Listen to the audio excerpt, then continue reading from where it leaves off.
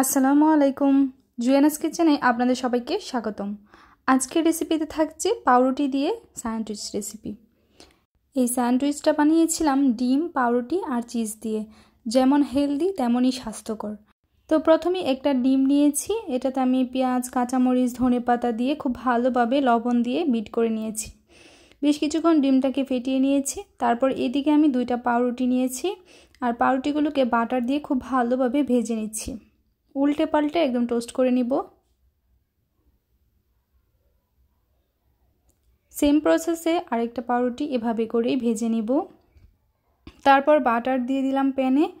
এখন এটাতে দিয়ে দিব যে ডিমটা ফেটিয়ে রেখে দিয়েছিলাম ডিমটা দিয়ে আমি একটুখানি ঢাকনা দিয়ে ঢেকে এটাকে সেদ্ধ করে নিয়েছিলাম। তারপর এটার উপর দিয়ে দিব এভাবে করে এক পিস পাউরুটি, আর পাউরুটি সহ এটা এভাবেকে উল্টে দিব। আর দেখতে পাচ্ছেন কিভাবে ভাঁজটা দিচ্ছি, এভাবে করে পাউরুটির মধ্যে ডিমটা নিয়ে নিব। তো এরকম হবে। তারপর এটার উপর দিয়ে দিচ্ছি স্লাইস চিজ, দিয়ে এটাকে ঢাকনা দিয়ে ঢেকে 2-3 মিনিট রান্না করে নিয়েছি। এখন কিন্তু চিজটা ভেতরে অনেকটাই গলে গিয়েছে আর এই পর্যায়ে উঠিয়ে নিব।